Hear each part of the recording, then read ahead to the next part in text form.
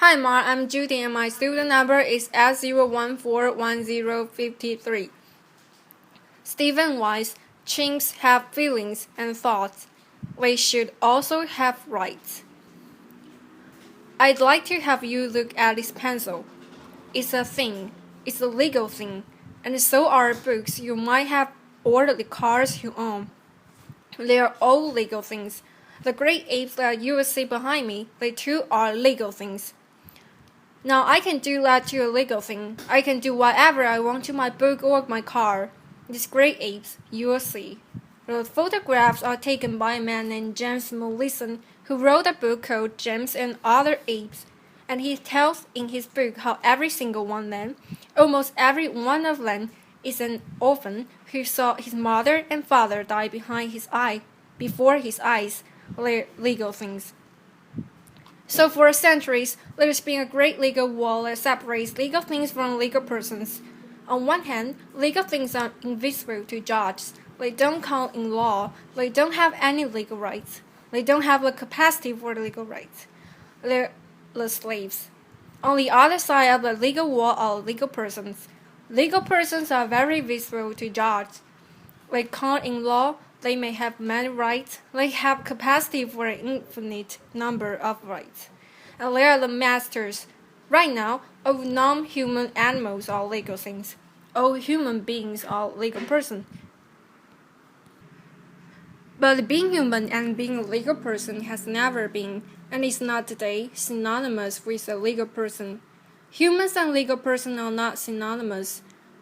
On the one side, there have been many human beings over the centuries who have been legal things. Slaves were legal things. Women, children were sometimes legal things. Indeed, a great deal of civil rights struggle of the last centuries has been to punch a hole through the wall and begin to feed these human things through the wall and have them become legal persons. But Alice, the hole has closed up. Now on the other side, the legal person will never only been limited to human beings. There are, for example, many legal persons who are not even alive. In the United States, we're aware of the fact that corporations are legal persons. In pre-independence India, a court held that Hindu idol was a legal person, that a mosque was a legal person. In 2000, the Indian Supreme Court held that holy books of the Sikh religion was a legal person, and in 2012, just recently, there was a treaty between the indigenous peoples of New Zealand and the Crown, in which it was agreed that the river was a legal person who owned its own riverbed. Now, I read Peter Singer's book in 1980s. When I had a full head of large brown hair, and indeed I was moved by it. Because I had become a lawyer, because I wanted to speak for the voiceless, defend the defenseless. And I never realized how voiceless and defenseless the trillions, billions of non-human animals are. And I began to work as an animal protection lawyer. And by 1985, I realized that I was trying to accomplish something that was literally impossible. The reason being that all of my clients and the animals whose interests I was trying to defend were legal things. They were invisible. It was not going to work. So I decided that the only thing that was going to work was the head. At least some of them had to also be moved through a hole that we could open up again in the wall and begin feeding the appropriate non-human animals through that hole onto the other side of being legal persons. Now, at the time, there was very little known about or spoken about truly animal rights, about the idea of having legal personhood or legal rights for a non-human animal, and I knew it was going to take a long time. And so in 1985, I figured that it would take about 30 years before we'd be able to even begin a strategy litigation long-term campaign in order to be able to punch another hole through the wall. It turned out that I was pessimistic, that it only took 28. So what we had to do in order to begin was not only to write law review articles and teach classes, write books, but we had to then begin to get down to the nuts and bolts of how you litigate that kind of a case. So one of the first things we needed to do was figure out what a cause of action was. A legal cause of action. And a legal cause of action is a vehicle that lawyers use to put their arguments in front of the court. It turns out there's a very interesting case that had occurred almost 250 years ago in London called Somerset versus Stewart, whereby a black slave has used a legal system and had moved from a legal thing to a legal person. I was so interested in it that I even eventually wrote an entire book about it. James Somerset was an 8-year-old boy when he was kidnapped from West Africa. He survived the Middle Passage, and he was sold to a Scottish businessman named Charles Stewart in Virginia.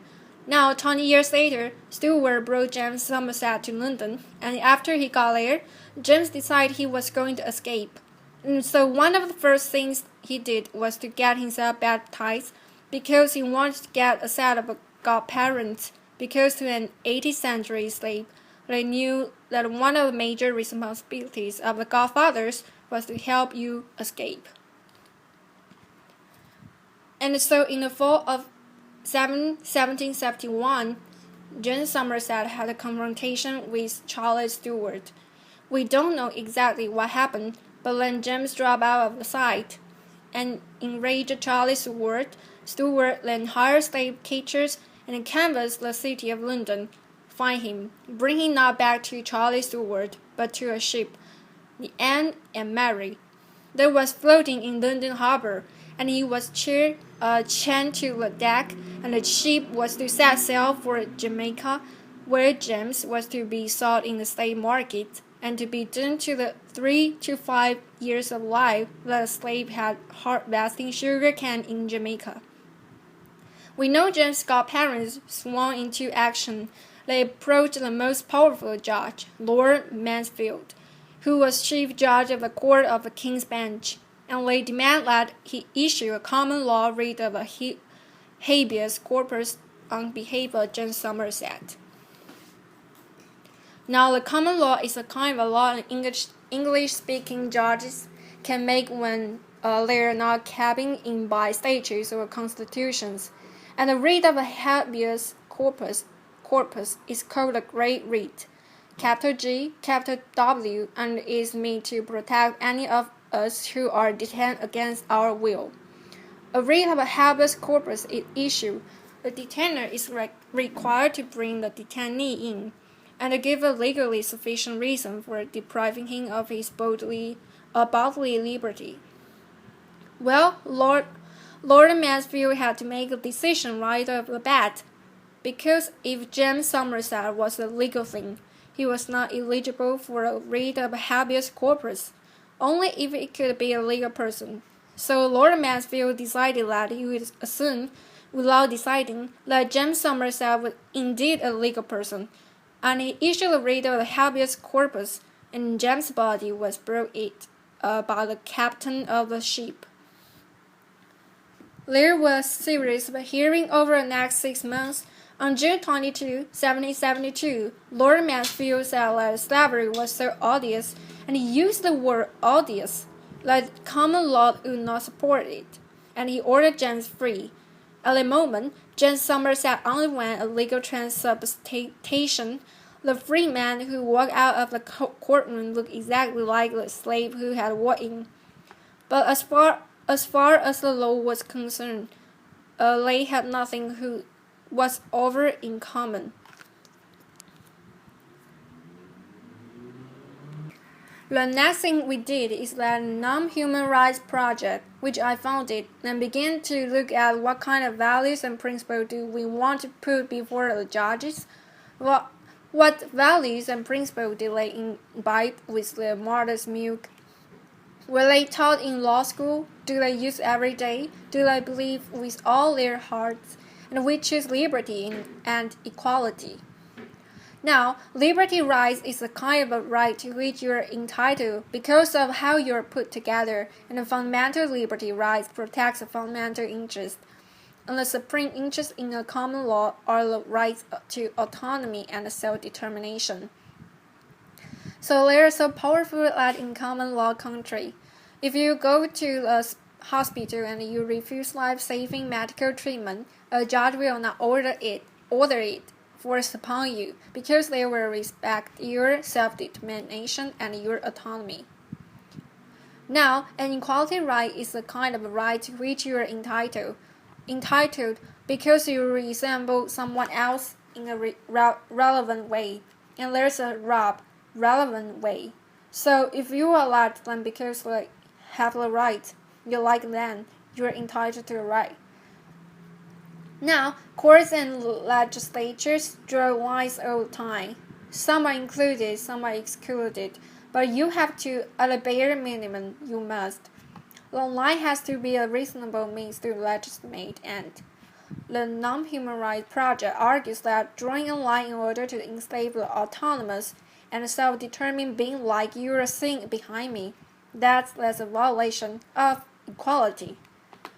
We then searched through 80 jurisdictions. It took us 7 years to find the jurisdiction where we wanted to begin filing our first suit. We chose the state of New York. Then we decided upon who our plaintiffs are going to be. We decided upon chimpanzees, not just because James Goodall was on our board of directors, but because Jam and others have studied chimpanzees intensively for decades. We know the extraordinary cognitive capacities that they have, and they also resemble the kind of a human being have. And so we chose chimpanzees, and we began to then canvass the world to find an expert in chimpanzee cognition. We found that in Japan, Sweden, Germany, Scotland, England, and the United States, and among them, they wrote 100 pages of affidavits in which they set out more than 40 ways in which their complex cognitive capacity, either individually or together, all aided up to autonomy and self-determination. Now, this included, for example, they were conscious, but they are also conscious that they are conscious. They know that they have a mind. They know that others have minds. They know they're individuals and that they can live. They understand that they live yesterday and they will live tomorrow. They engage in mental time travel. They remember what happened yesterday. They can anticipate tomorrow, which is why it's so terrible to imprison a chimpanzee, especially alone. It's the thing that we do to our rogues criminals, and we do that to chimpanzees without even thinking about it. They have some kind of moral capacity. When they play economy games with human beings, they spontaneously make fair offers, even when they are not required to do so. They are numerate. They understand numbers. They can do some simple math. They can engage in language, or to say out of the language words. They are involved in intentional and referential communication, in which they pay attention to the attitudes of those with whom they are speaking. They have culture. They have a material culture, a social culture. They have a symbolic culture. Scientists in the Thai forest in the Ivory Coast found chimpanzees who were using this rock to smash open the incredible hard hulls of nuts. It takes a long time to learn how to do that, and they excavated the area and they find that in material culture. This way of doing it, these rocks had passed down for at least 43,000 years through 225 chimpanzee generations. So now we needed to find our chimpanzee. First we found 2 of them in the state of New York. Both of them would die before we could ever get our suit filed. We found Tommy. Tommy is a chimpanzee. You see him behind me. Tommy was a chimpanzee. We found him in that cage. We found him in a small room that was filled with cages in a larger warehouse structure on a used trailer lot in central New York. we found Kiko, who is partially deaf. Kiko was in the back of a Siemens storefront in western Massachusetts, and we found Hercules and Leo. There are two young male chimpanzees who are being used for biomedical anatomical research at Stony Brook. We found it. And so on last week of December 2013, the Non-Human Rights Project filed 3 suits across the state of New York using then common law read of a habeas corpus argument that had been used with James Somerset. And we demanded that the judge issue these common law reads of habeas corpus. We wanted the chimpanzee out. We wanted them brought to safe and chimps and tremendous chimpanzee sanctuary in South Florida, which involves an artificial lake with 12 or 13 islands. There are 2 or 3 acres where 2,000 chimpanzees live on each of them, and these chimpanzees would then live the life of a chimpanzee, with other chimpanzees in an environment that was as close to Africa as possible. Now all these cases are still going on. We have not yet run into our Lord Mansfield. We shall. This is a long-term strategy litigation campaign. We shall. And to quote Winston Churchill, the way we view our cases is that they are not the end. They are not even the beginning of the end, but they are perhaps the end of the beginning. Thank you. Applause.